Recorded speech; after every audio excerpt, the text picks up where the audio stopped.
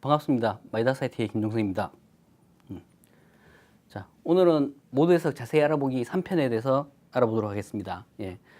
앞에 1편과 2편은 저희가 모드 해석에서 가장 기본이 되는 단자유도 구조물에 대해서 주요 용어들, 고유 주기, 고유 각진동수, 그다음에 고유 진동수에 대해서 알아봤었고요.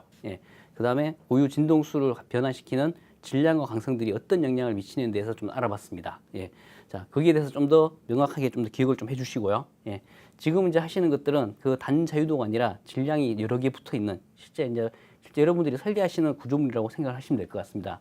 다자유도 구조물에 대해서 자세히 좀 알아보도록 하겠습니다.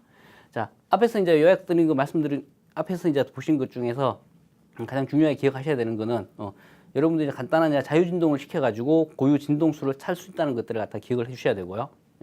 자, 그 다음에 여러분들이 주어진 하중, 가진 주파수가 일치하게 된다 그러면, 고유 진동수가 일치하게 된다 그러면 공진이 발생하게 된다는 것들을 갖다가 이해하시면 될 것 같습니다. 그리고 이 공진이 발생된 공진에 의해 가지고 여러분들이 이제 설계 변경을 통해 가지고 가령 이제 질량이냐 강성을 갖다가 어떻게 바꾸느냐에 따라 가지고 이 공진 현상들을 회피할 수 있다는 것들을 갖다가 이해하시면 될 것 같고요. 자, 지금 이제 보셔야 될 것들은 자유도에 대해서 좀 더 알아보겠습니다. 자유도. 자, 여기가 먼저 나오는 이유는 뭐냐면 앞에서 보셨던 것들이 질량 하나에 스프링 하나 달린 겁니다. 그리고 이 자유도라는 표현은 이제 질량이 어느 방향으로 어떻게 움직이냐를 갖다가 표현하는 거라고 생각하시면 될 것 같습니다. 자, 가령 이런 게 이제 질량이 하나가 있다 그러면 컴퓨터상에서는 많이 표현하는 것들이 X축, Y축, Z축으로 움직이는 것들을 많이 표현합니다. XY 평면상이 이상하게 가는 것들은 뭐냐면 X축이나 Y축의 벡터를 이용해 가지고 위치를 다 찾을 수가 있습니다. 자, 그래서 이제 어떤 이 점들이 움직이는 방향을 갖다가 제가 이제 자유도라고 정의를 할 수가 있고요. 이 점이 X축으로 움직이는 것 갖다가 TX 방향으로 움직인다. Y축으로 움직이는 걸 TY로 움직인다. Z축으로 움직이는 걸 TZ로 움직인다고 정의를 하실 수가 있습니다.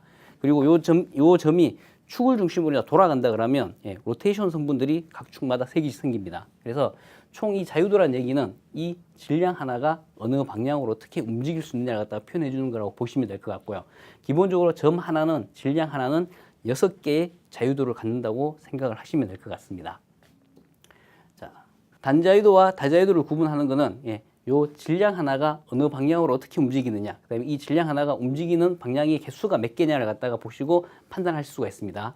자, 결국 이제 이 질량 하나는 이 그림에서 보실 때는 요 X축 방향, 요 화면상의 좌우 방향으로 움직인다고 제가 가정을 할 수가 있습니다. 뭐 가령 이제 해석하실 때는 경계 조건을 잡아주시면 됩니다. 좌우 방향으로만 풀어주고 움직일 수 있다고 보시면 되고요. 위아래 방향이나 앞으로 튀어나오는 방향들은 움직이지 않는다고 생각하시면 됩니다. 그 다음에 회전이 생기는 것들도 전부 다 없다고 이제 가정을 하게 되면요. 얘는 오로지 요 질량 하나는 요 한 방향으로만 움직일 수가 있습니다. 자, 요 같은 경우를, 이것과 같은 경우를 갖다가 저희는 이제 단자유도 구조물이라고 얘기를 하는 겁니다. 한 방향으로 움직인다고 생각하시면 될 것 같습니다. 자, 그리고 질량이 하나가 있다 하더라도요. 움직이는 방향이 좌우 방향뿐만 아니라 상하 방향까지 저희가 움직이게 만들어준다 그러면요. 질량에다가 움직이는 방향 곱하기 2를 하셔가지고 얘는 2개의 방향으로 움직일 수 있다고 생각을 하시면 됩니다. 그래서 얘는 2자유도라고 정의를 합니다. 일단 자유도 숫자가 이제 단자유도에서 한 개의 자유도에서 2개의 자유도로 늘어나는 순간부터는 대부분 2자유도, 3자유도라고 부르진 않고요. 다자유도라고 이제 정의를 한다고 생각하시면 될 것 같습니다. 자, 그 다음에 여기 보시는 것들은 또 뭐냐면요. 질량이 이제 2개가 달려 있습니다. 질량이 2개가 달려 있고 이 질량이 각각 하나하나가 움직일 수 있는 방향은 좌우 방향밖에 없다 그러면요. 질량 2개가 한 방향으로 움직인다고 생각하시면 되고요. 2 곱하기 1을 하셔가지고 방향 1개를 하셔가지고 2자유도가 된다고 생각을 하시면 될 것 같습니다. 마찬가지로 여기를 상하로 같이 움직일 수 있다 그러면 질량 2개에 각각이 움직이는 방향은 2개씩 하셔가지고 2 곱하기 1을 하셔서 4자유도가 생긴다고 생각을 하시면 될 것 같습니다. 실제 여러분들이 아마 설계하시는 구조물들은 대부분 이런 다자유도의 구조물이라고 생각을 하시면 될 것 같습니다. 자, 일단 지금 보시는 구조물들이 다자유도 구조물이라고 보시면 되고요. 얘는 일단 질량이 3개가 달린다고 보시면 될 것 같습니다. 영상을 한번 보시면 일단 요 3개 있는 것들 갖다 자유진동을 시켰을 때 얘들이 이제 움직이는 1자유도, 2자유도, 3자유도라고 보시면 될 것 같습니다. 얘들이 이제 자유도 숫자만큼 앞으로 모두 차수들이 이제 생긴다고 생각을 하시면 될 것 같습니다. 쟤는 이제 질량이 이제 4개 달리는 거라고 보시면 되고요. 얘는 4개의 자유도가 있다고 생각하시면 됩니다. 오로지 이 방향만 움직인다고 생각하시면 되고요. 자, 이렇게 4개의 자유도가 있다 그러면 고유 진동수가 앞으로는 4개가 나온다고 생각을 하시면 될 것 같습니다. 여러분들이 잘 기억하셔야 되는 건 뭐냐면 차수가 늘어나면 늘어날수록 자유도 숫자만큼 모두 차수가 생긴다는 걸 생각하시면 되고요. 예, 고유진동수가 5개가 생긴다고 생각하시면 됩니다. 그리고 아래쪽으로 내려가면 갈수록 위쪽보다 점점 더 빠르게 움직인다는 것들 갖다가 이해를 하시면 될 것 같습니다. 예. 자, 그리고 이제 앞에서 보신 것처럼 사인파나 코사인파 같은 경우는 이런 이제 시간 영역으로 나타내겠다 그러면 이렇게 주파수 영역으로 표현을 할 수 있다는 것들을 갖다가 기억을 하실 겁니다. 예. 그리고 요거를 이제 좀 더 확장을 좀 더 시켜보면 퓨리의 변환이라는 걸로 연결을 시킬 수가 있습니다. 자, 퓨리의 변환을 한번 좀 더 보시면요.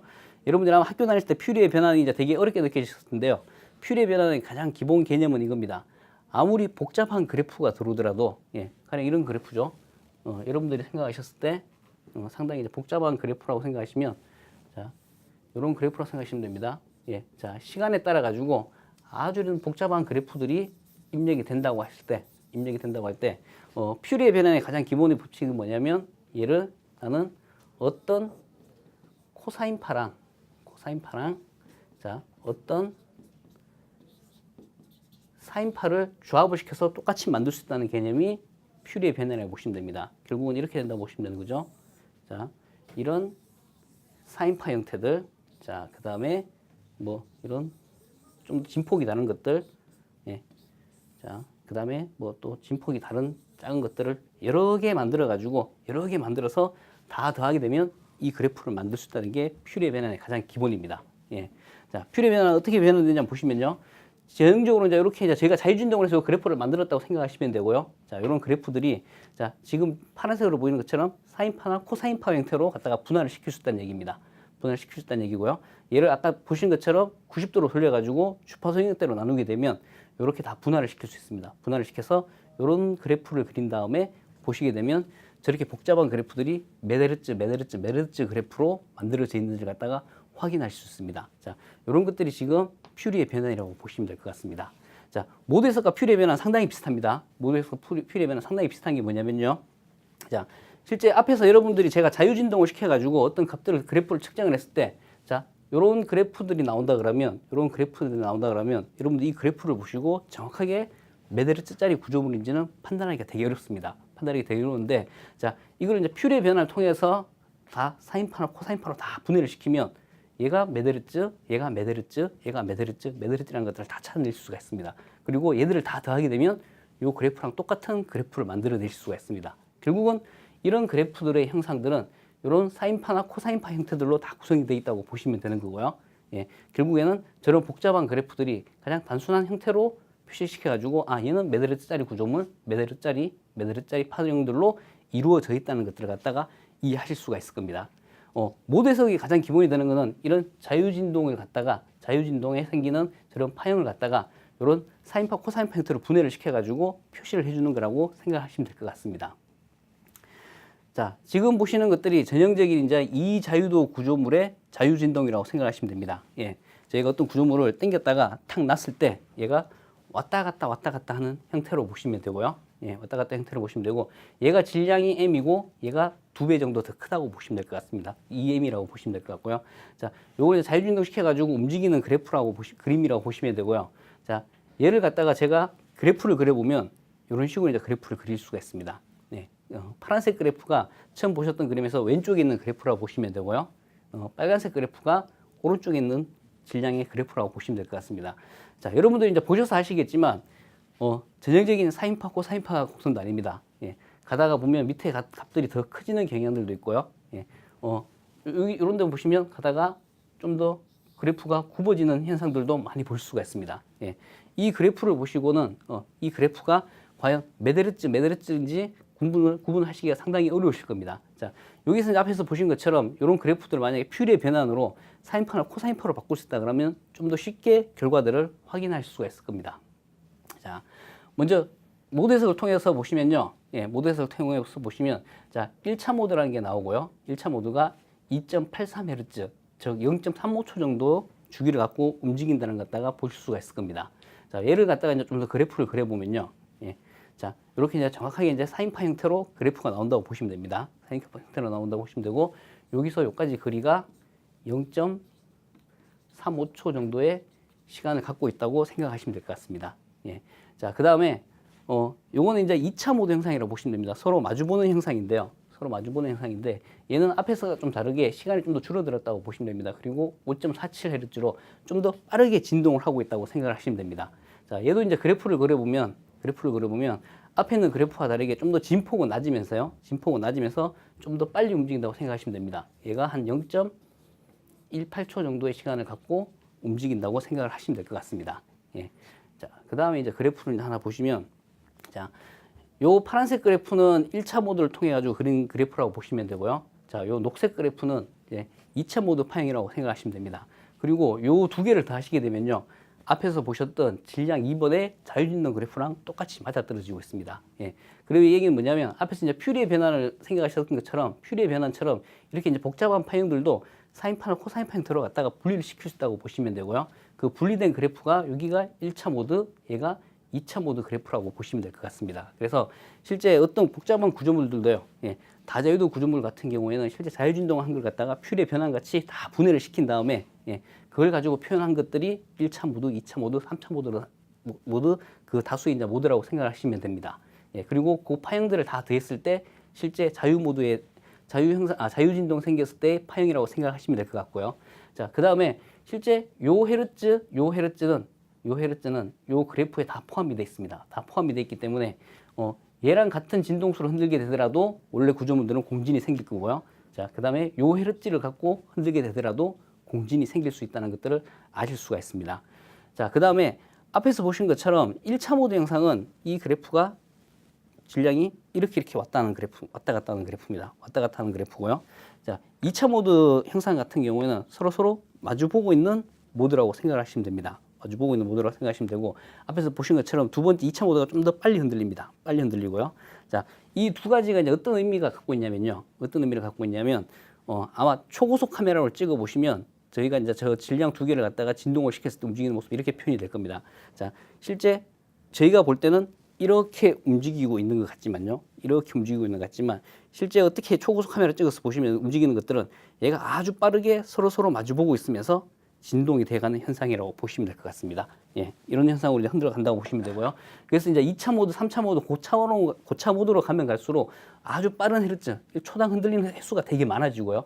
저차 모드일수록 저희 눈으로 확인할 수 있는 흔들림으로 흔들리고 있다고 생각하시면 될 것 같습니다. 그래서 전체적으로 봤을 때 각 모드 형상들을 다 더하게 되면 실제 자유진동하는 현상들을 갖다가 표현을 했다고 보시면 될 것 같습니다. 자, 실제 이제 이런 아주 복잡한 구조물들, 자동차 구조물들이나 실제 여러분들이 설계하시는 구조물들은, 예, 실제 자유도들이 상당히 많습니다. 자유도 개수는 여러분들이 요걸 갖다가 그리드를 만드셨을 때 생기는 그리드 절점 숫자만큼 자유도가 생긴다고 생각하시면 될 것 같습니다. 그래서 처음 1편, 2편에서 보신 것처럼 단자유도 구조물로는 만들어지지가 않습니다. 그래서 실제 여러분들이 해석하실 때는 고유 진동수 해석을 통해 가지고 1차 모드, 2차 모드, 3차 모드 여러 가지 이제 다자유도 구조물에 있는 모드들을 뽑아내실 수가 있고요. 예. 그다음에 여러분들이 이 모드 차수를 몇 차까지 뽑아낼 거냐는 것들은 여러분들이 주어지는 가진 주파수를 보시고 거기와 연관되어 있는 비슷한 대역의 헤르츠까지 뽑아내시는 것들이 가장 좋습니다. 가령 여러분들이 가진 주파수가 10Hz라 그러면 10Hz 대역에 있는 고유 진동수를 일단 찾으셔야 되고요. 거기에 3배수 정도를 다셔가지고 최대한 30Hz까지 고유 진동수가 나올 수 있도록 찾아주시는 것들이 가장 좋은 방법이라고 생각하시면 될 것 같습니다. 자, 모드 해석할 때 이제 가장 중요하게 생각하셔야 되는 것들은, 예, 일단 앞에서 보신 것처럼 저 모드 해석에서 고유 진동수를 바꿀 수 있는 것들은 질량과 강성의 문제입니다. 예, 일단 강성은 모든 컴퓨터에서 모든 프로그램에서 모델들을 불러오게 되면 강성들은 다 만들어 주는데요. 실제 이제 질량 같은 경우는 여러분들이 좀 더 입력을 하셔야 되는 부분들이 있습니다. 가령 이제 어떤 재료를 집어넣었을 때 질량 밀도를 갖다가 빼버리시는 경우들이 있고요. 그래서 반드시 이제 질량 밀도를 넣어주셔야 되고요. 그다음에 해석을 하시다 보면 강체 같은 구조물들은 빼는 경우들이 있습니다. 그걸 빼더라도 질량을 갖다가 좀 보상을 시켜주셔야 됩니다. 예, 그래서 실제 여러분들이 정확한 결과를 좀 더 뽑고 싶다 그러시면 질량 부분들이랑 강성 부분들을 갖다가 잘 표현을 시켜주시면 좀 더 좋은 결과들을 얻으실 수 있다고 생각하실 수 있습니다. 자, 지금까지는 이제 모드 해석에 대해서 좀 더 알아봤습니다. 예, 모드 해석에서 알아보셨는데 가장 중요하게 생각하셔야 되는 것들은 일단은 고유 진동수를 갖다가 찾을 수 있다는 것들 여러분들이 모드 해석을 통해서 고유 진동수를 찾을 수 있다는 것들을 아셔야 되고요.